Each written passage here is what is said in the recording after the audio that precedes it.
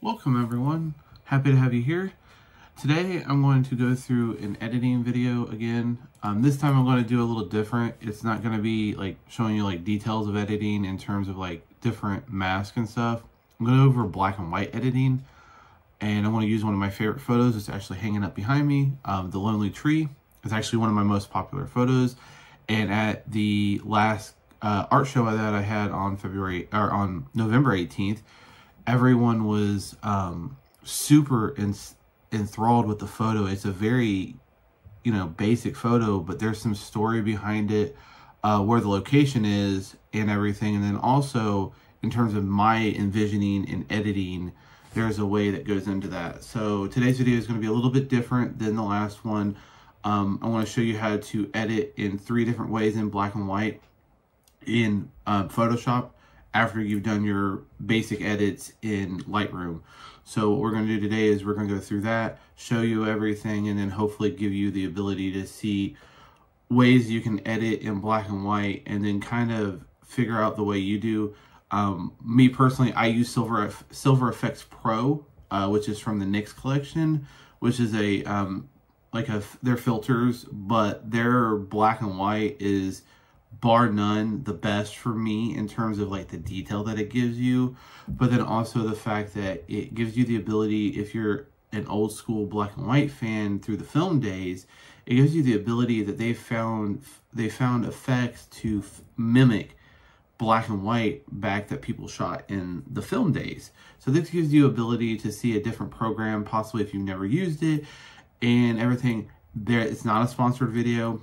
I have no affiliation with anybody. Everything I do on my own has been on my own for 14 years. I've learned this through trial and error, a lot of practice, a lot of, going through different things. And I've always loved their filter set. So it's just a way to show you, a different way to use things and maybe something that you might not have known is there. So let's get to the editing, and then I'll show you how everything's gonna go and what happens and everything with it, okay?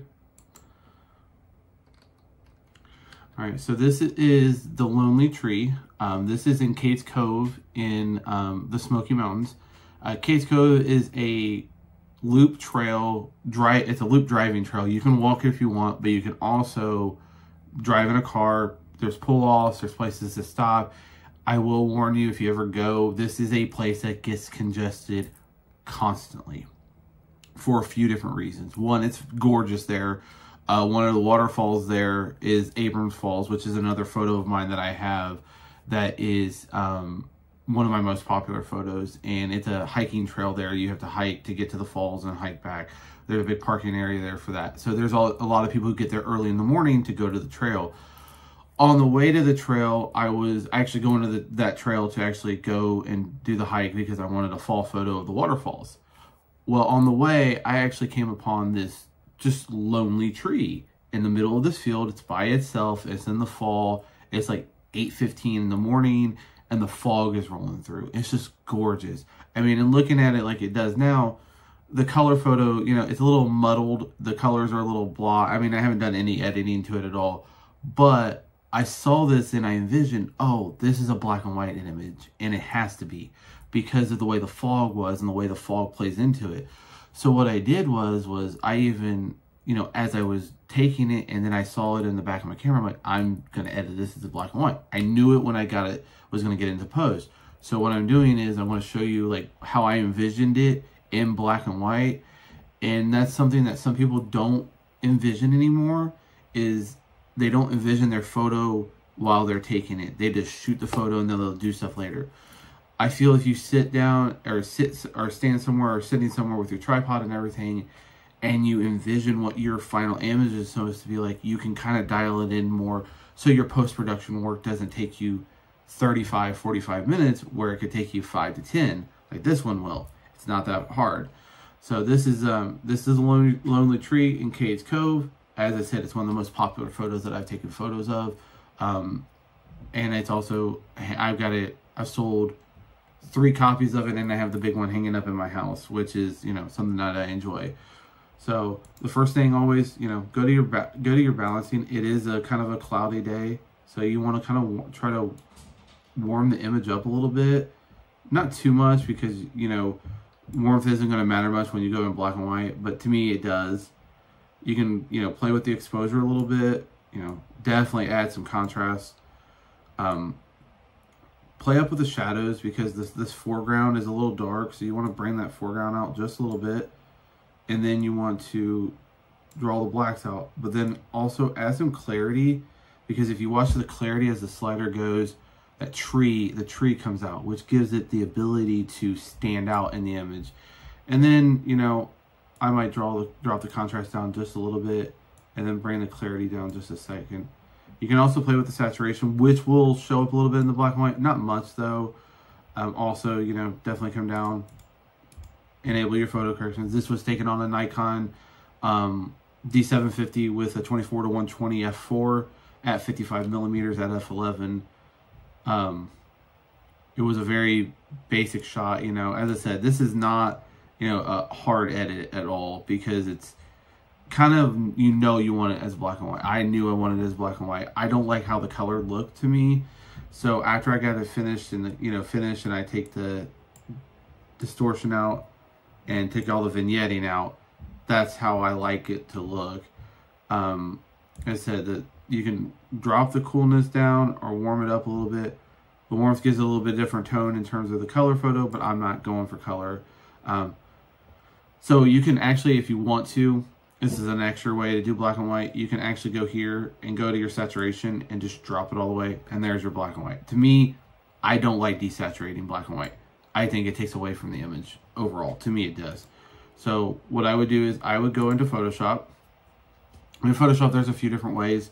There's desaturating the image. Again, not the greatest look for me for black and white. In terms of me, I like depth in my black and whites. And that's what a lot of people who have seen my black and whites, they love the depth and stuff.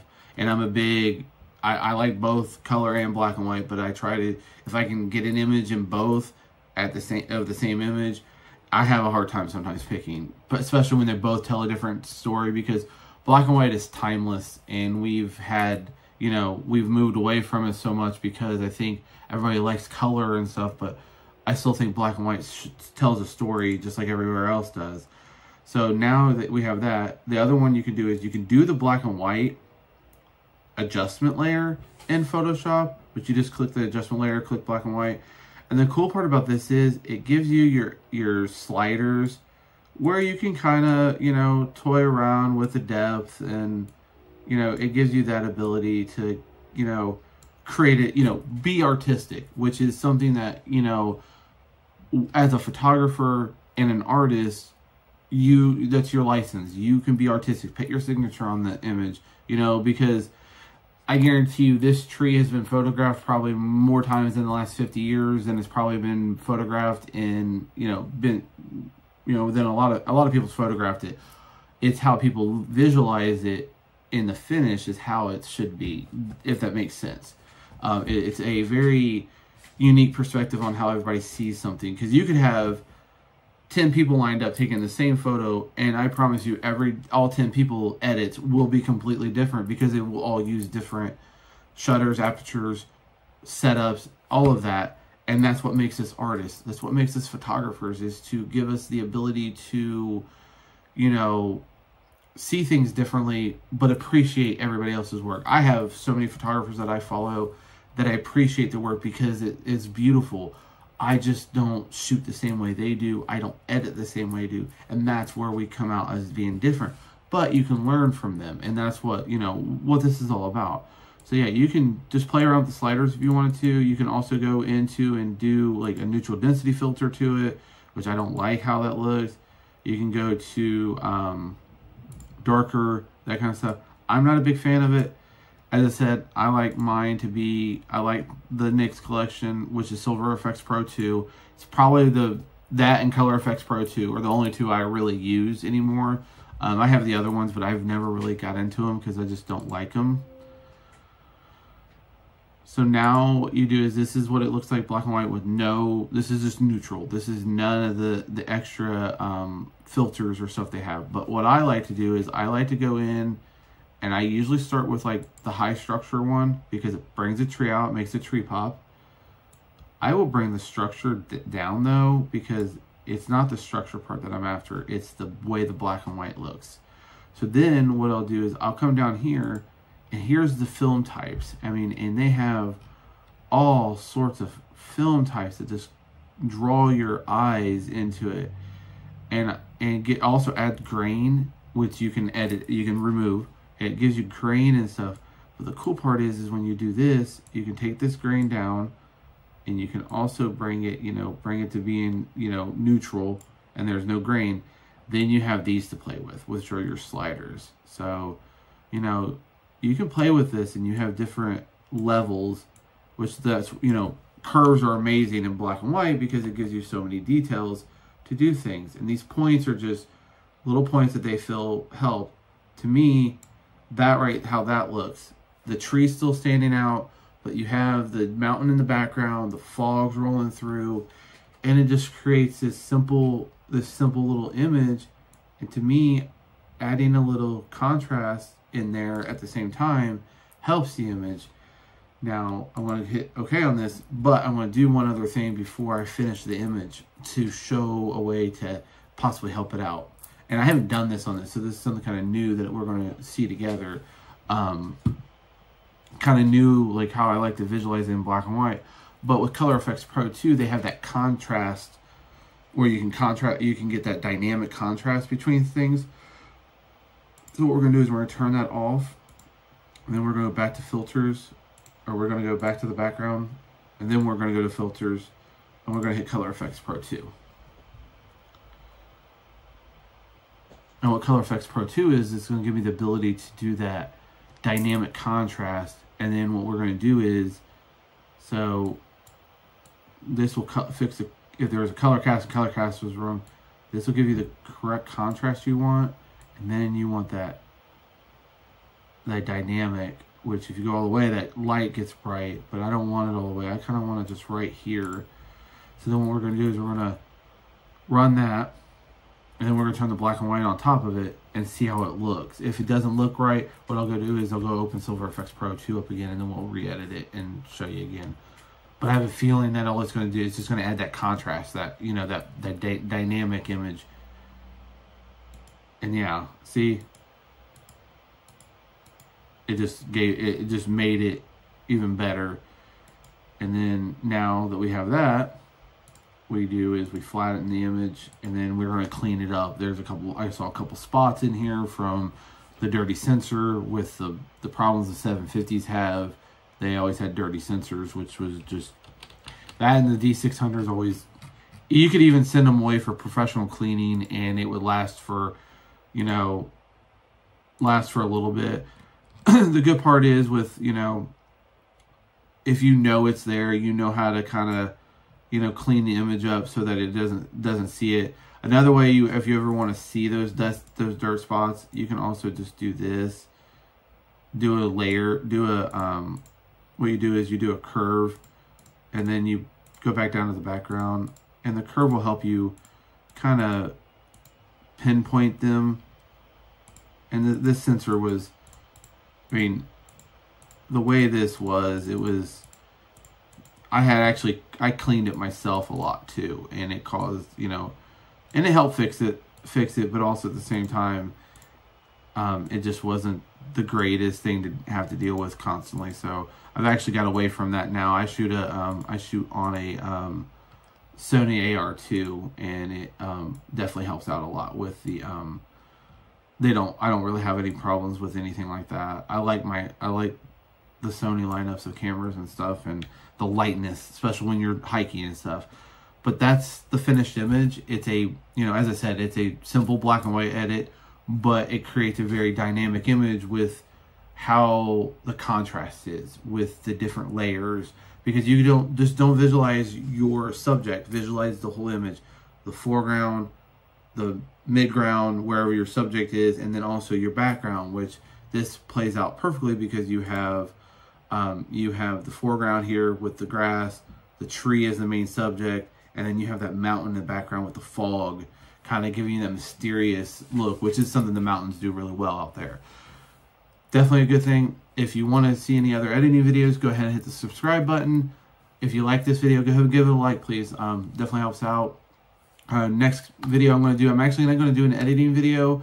My next video, I'm hoping, will be either, I got 1 or 2 ideas. Either my birthday weekend's coming up next weekend. This on December 4th, I'm going to plan a trip to go shoot some lighthouses and some dunes. It is the winter time in the Midwest, but the weather's been kind of nice lately, so I'm going to try to plan that.